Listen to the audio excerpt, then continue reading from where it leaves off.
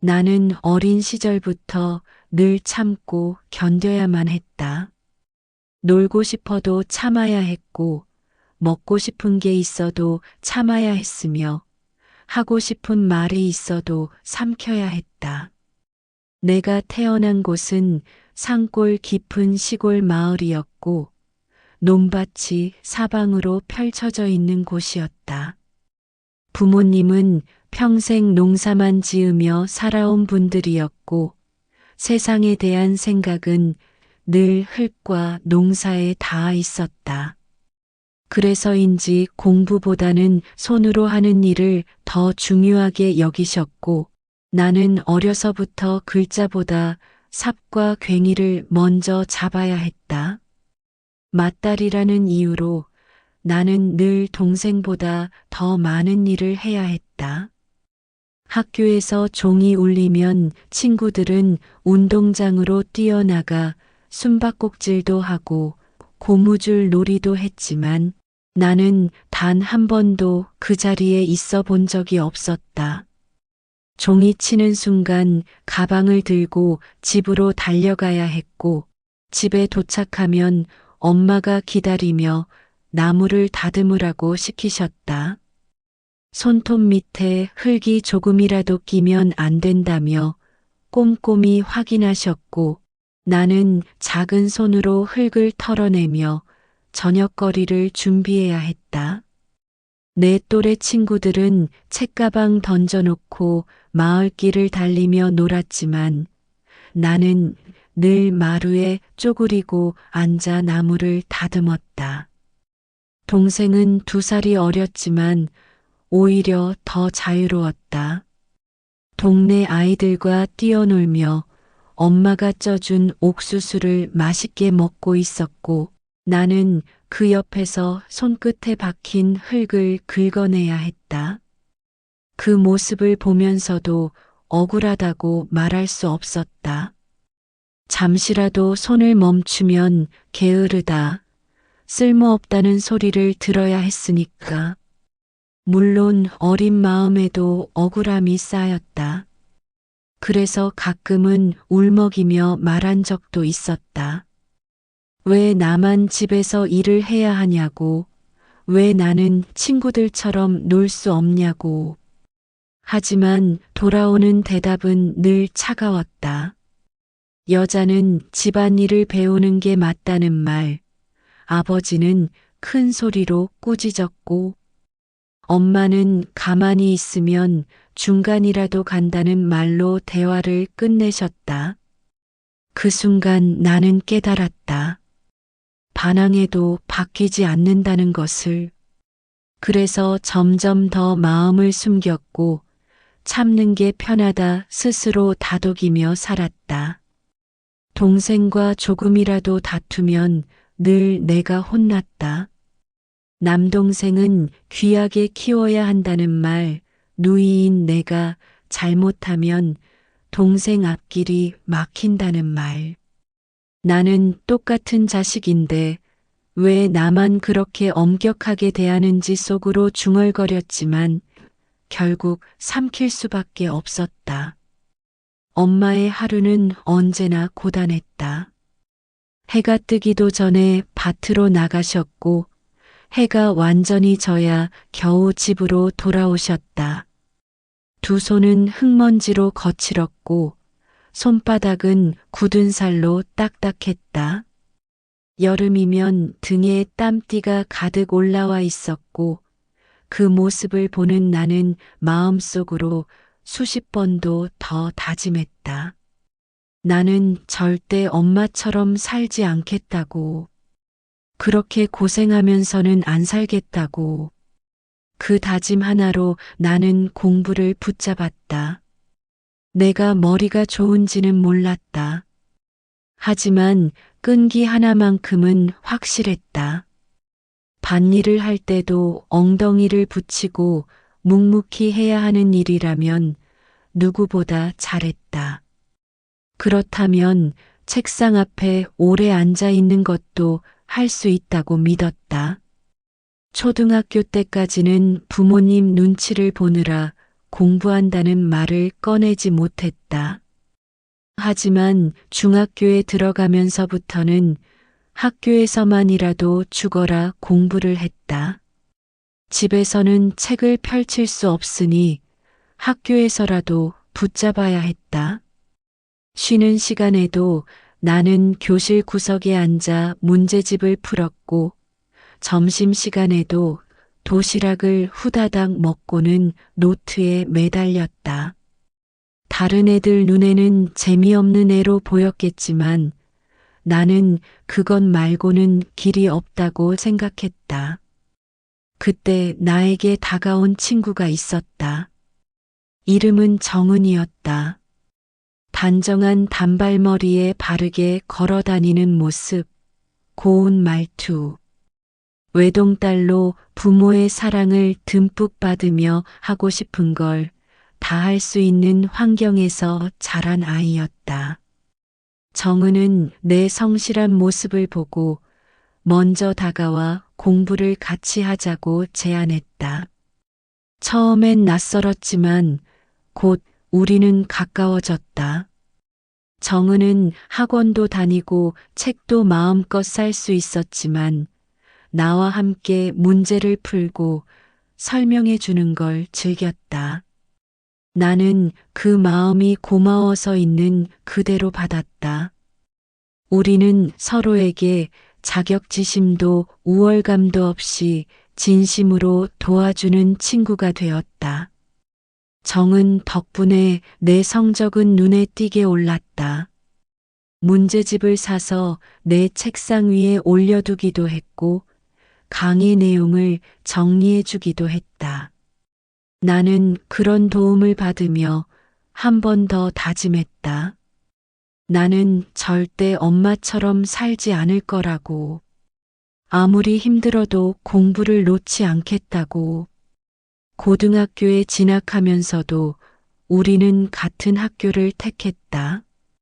점심시간이면 늘 함께 밥을 먹으며 하루의 얘기를 나눴다. 그리고 맞이한 대학 입시, 결과는 기쁘면서도 아쉬웠다. 우리는 다른 학교로 갈 수밖에 없었지만 둘 다 서울에 있는 대학에 합격했다. 내가 서울로 가겠다고 했을 때 부모님은 크게 화를 내셨다. 여자가 집을 떠나 서울에 가서 뭐 하겠냐고, 집안일은 누가 하겠냐고, 동생 뒷바라지는 생각하지 않느냐고. 부모님 눈에 나는 그저 집안일을 해야 하는 딸일 뿐이었다. 게다가 대학 등록금도 없었다. 나는 결국 당장은 포기해야 했고 1년 동안 돈을 모아 다시 도전하기로 마음먹었다.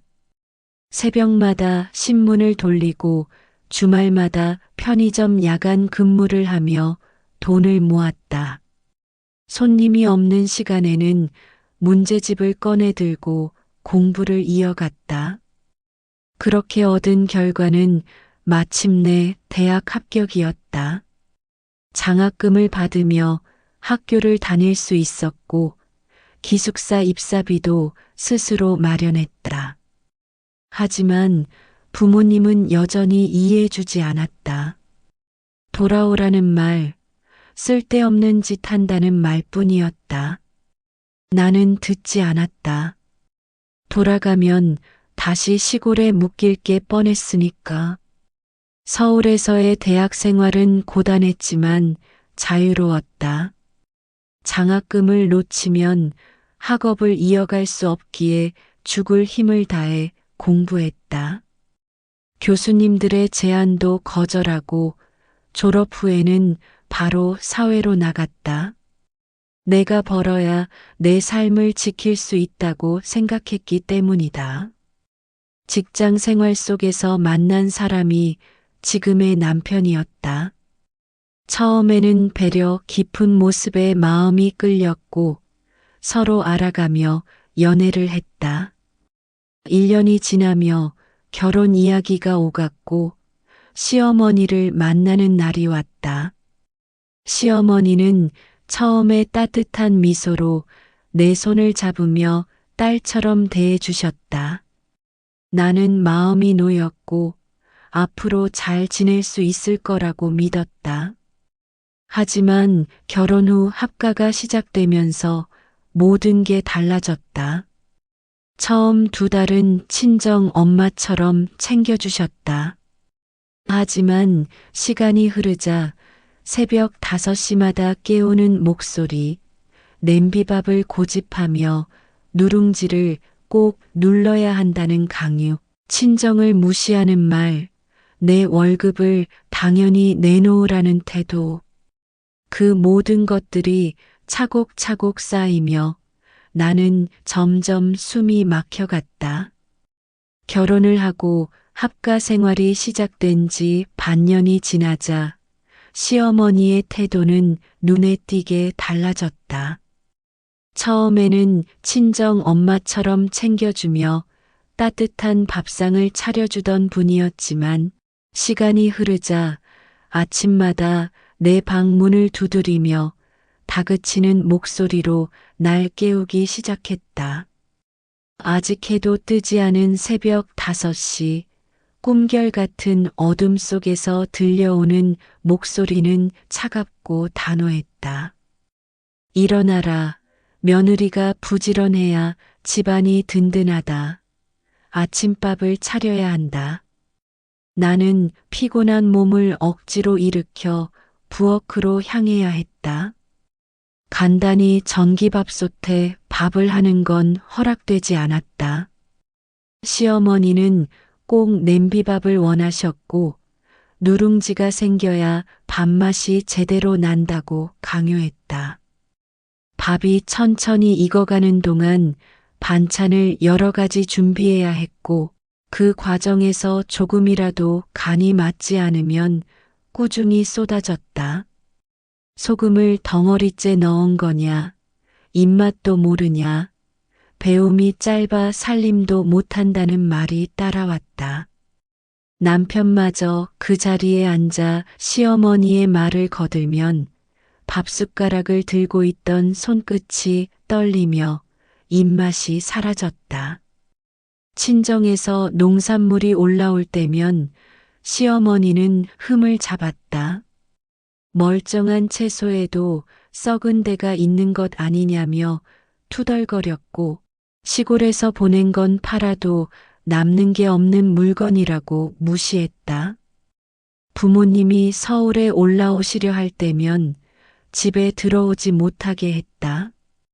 나는 내 가족조차 이 집에 발 디딜 틈조차 없는 현실이 답답했고 며느리라는 이름으로 묶여 있다는 사실이 더욱 숨막히게 다가왔다.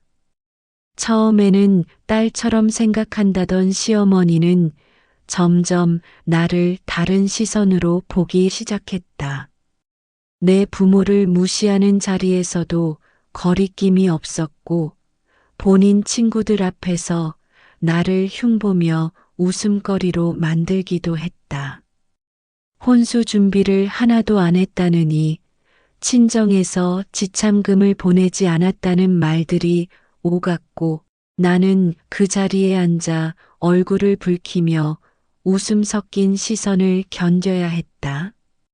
속으로는 울음이 차올랐지만 소리내어 항의할 수 없었다.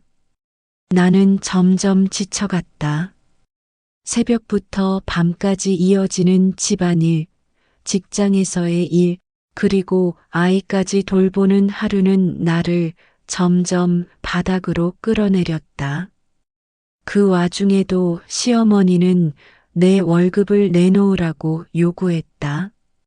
한 집 살림이니 당연히 가져와야 한다는 말, 며느리가 돈을 따로 쓰는 건 있을 수 없는 일이라는 말. 내가 버는 돈이 내 것이 아닌 순간 내 삶도 내 것이 아니라는 걸 매일 체감했다. 남편은 늘 방관자였다. 힘들면 토닥이며 조금만 참자고 말했지만 그 말은 결국 아무것도 하지 않겠다는 뜻이었다. 내가 아이를 안고 눈물 삼키며 잠든 밤에도 그는 그저 고개를 돌려 외면할 뿐이었다. 나는 남편에게서조차 기대할 수 없었다. 그러던 어느 날 아이가 아프기 시작했다. 작은 몸이 열로 달아오르고 숨소리가 가빠지던 밤, 나는 병원 대기실에서 아이의 손을 꼭 잡았다. 아이의 체온계가 빨갛게 흔들리는 것을 보며 마음이 무너졌지만 시어머니는 차갑게 말했다. 아이가 아픈 건 내 잘못이다. 내가 나쁜 피를 물려줘서 그렇다. 집안에 흉이 될 아이를 낳았다는 말은 가슴을 칼로 베듯 후벼 팠다. 나는 대꾸도 하지 못하고 밤마다 울음을 삼켰다. 그때 마음속에서 무언가 끊어졌다. 더 이상 이렇게 살아서는 안 된다고, 이제는 끝내야 한다는 생각이 머릿속을 가득 채웠다. 하지만 나는 가진 것도 기댈 곳도 없었다. 친정에 기대기엔 부모님과의 사이가 멀었고 그저 버티는 것만이 내 선택이라 믿으며 살았는데 이제는 그 버팀이 더는 의미가 없다는 걸 느꼈다. 그 순간 떠오른 사람이 있었다. 학창 시절부터 함께하던 친구 정은이었다.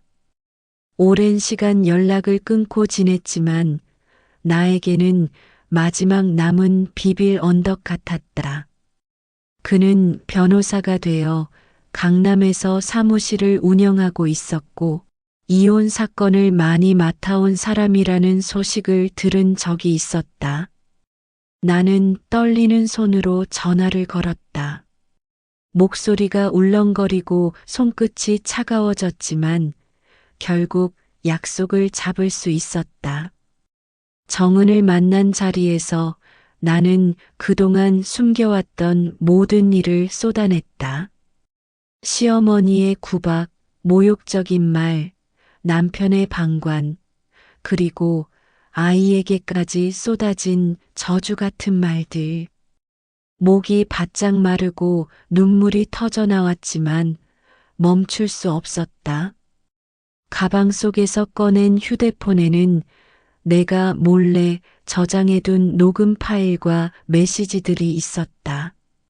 시어머니의 목소리가 담긴 음성, 카톡으로 날아온 욕설과 인신공격, 날짜별로 정리된 기록들이 폴더 안에 차곡차곡 들어 있었다. 정은은 그것들을 보며 표정이 굳어졌다. 그러다 갑자기 내 손에서 휴대폰을 가져가 시어머니의 프로필 사진을 확대했다. 그리고 놀란 눈빛으로 내게 물었다. 이게 내 시어머니 맞느냐고. 나는 그렇다고 대답했다. 그러자 정은은 확신에 찬 목소리로 말했다. 이건 내가 바로 해결할 수 있는 건이라고. 그의 눈빛은 이미 모든 답을 알고 있는 듯 했다. 우리는 함께 시댁으로 향했다. 대문 앞에 서자 내 심장은 미친 듯이 뛰었고 혹시라도 무슨 일이 벌어질까 두려움과 기대가 뒤섞였다. 대문을 열자마자 시어머니의 목소리가 날아왔다. 어디를 다녀왔느냐? 왜 이렇게 늦었느냐?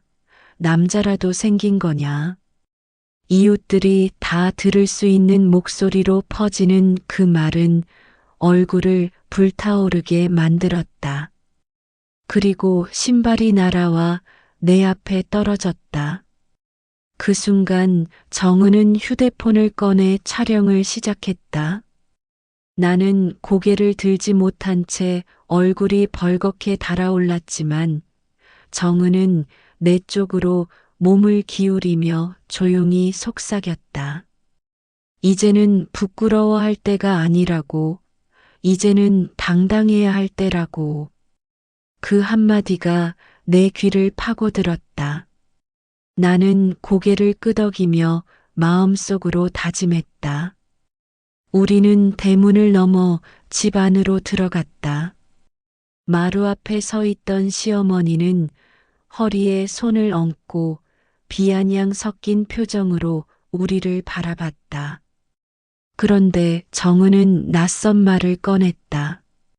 세월이 흘렀다고 내 얼굴도 못 알아보시냐는 말. 순간 나는 이해하지 못했지만 시어머니의 표정이 순식간에 변했다. 처음에는 짜증 섞인 얼굴이었지만 이내 놀란 듯 눈이 커지고 입술이 굳었다. 그때 나는 알았다. 두 사람 사이에 나만 모르는 과거가 있다는 것을. 정은은 묘한 미소를 지으며 시어머니를 응시했고 시어머니는 당황스러운 기색을 감추지 못했다. 그리고 마침내 드러난 진실은 충격적이었다. 시어머니가 과거 불륜을 저질러 상간 소송을 당했고 법원에서 위자료를 지급하라는 판결까지 받았다는 사실이었다. 하지만 시어머니는 재산을 은닉하고 남편 명의로 돌려놓으며 법망을 피했다는 것이다. 그 말을 듣는 순간 나는 온몸이 굳어버렸다. 늘 도리를 말하고 체면을 강조하던 사람이 뒤에서는 한 가정을 파탄내고도 버젓이 살아왔다는 사실이 역겨웠다. 남편도 그 사실을 알고 있었으면서 나만 몰랐다는 것도 분노를 일으켰다. 정은은 담담하게 말을 이어갔다.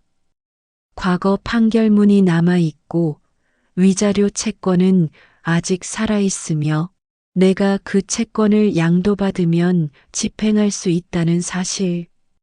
나는 그 순간 처음으로 숫자와 도장이 내 인생을 구할 수 있다는 걸 깨달았다. 집안 거실은 숨소리마저 무겁게 들릴 만큼 고요했지만 시어머니와 정은의 시선은 번개처럼 날카롭게 부딪히고 있었다.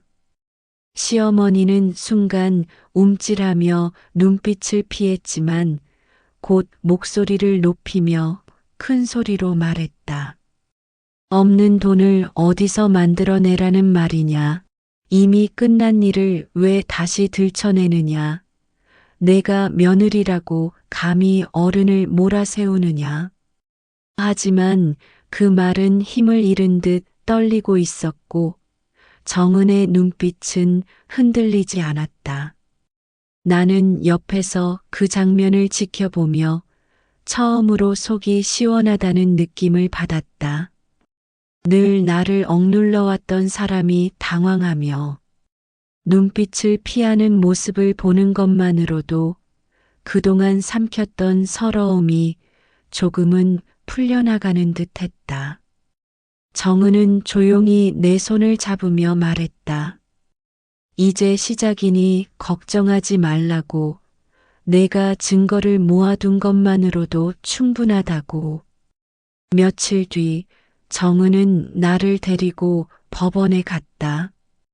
이혼 소송장을 접수하는 순간 심장이 두근거렸지만 동시에 마음속에서 무언가 풀어지는 소리를 들었다.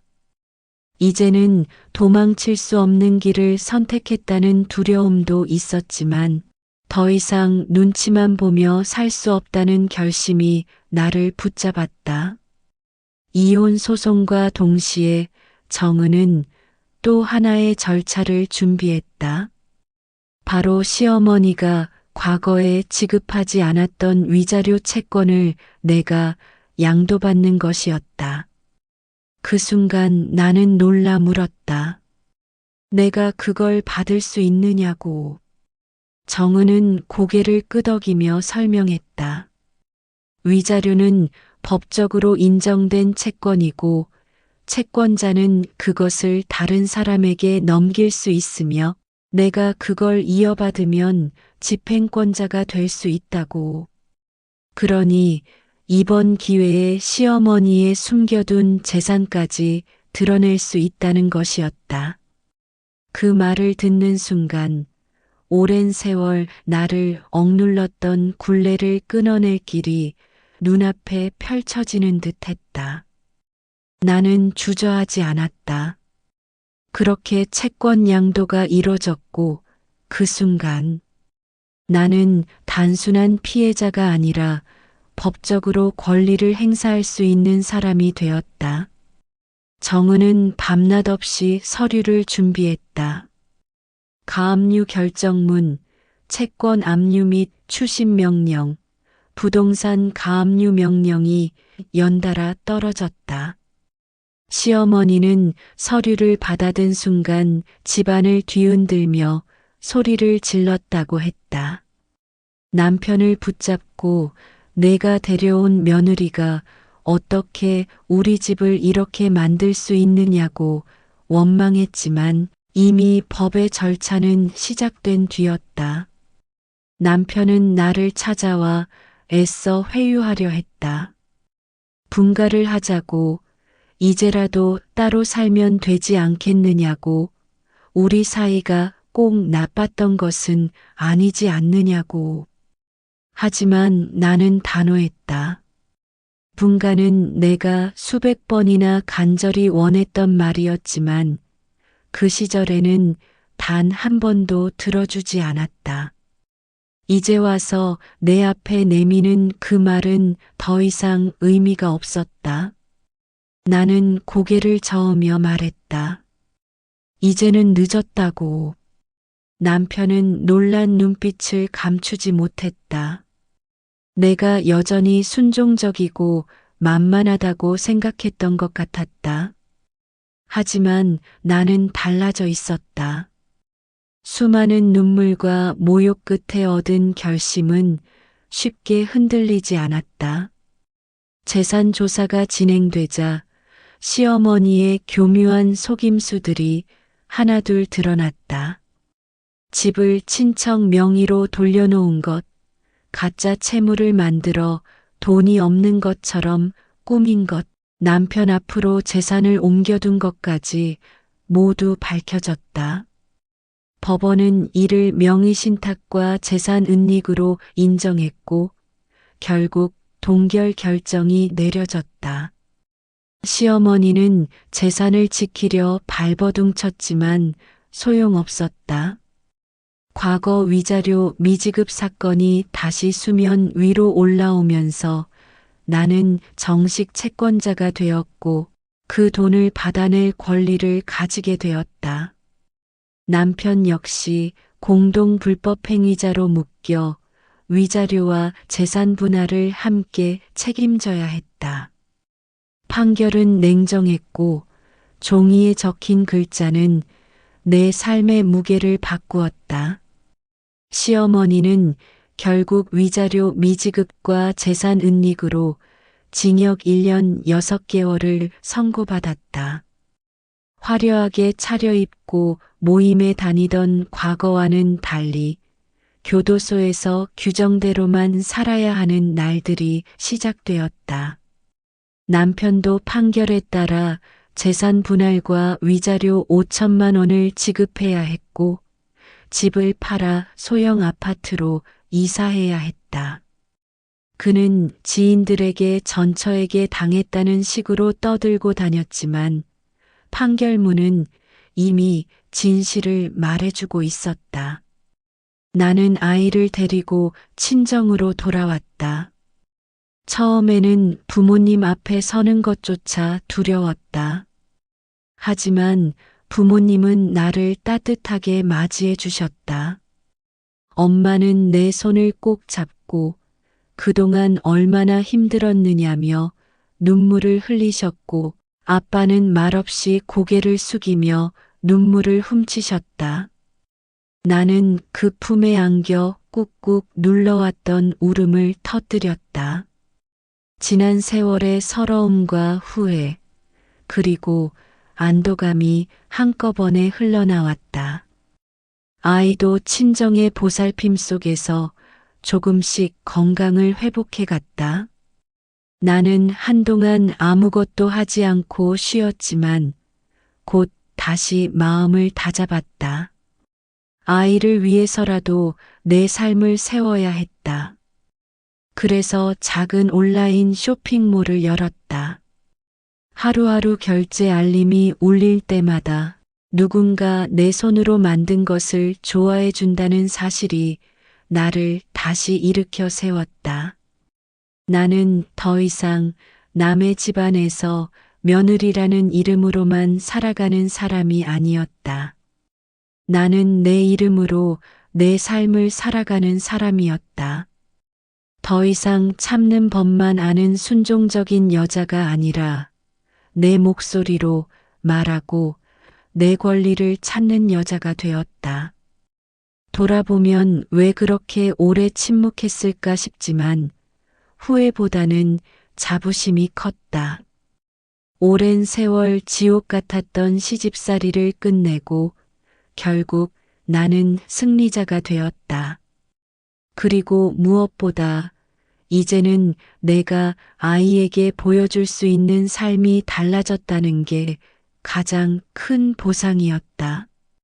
아이에게는 엄마가 더 이상 울기만 하는 사람이 아니라 스스로의 삶을 지켜낸 사람이 되었으니까. 나는 이제 안다.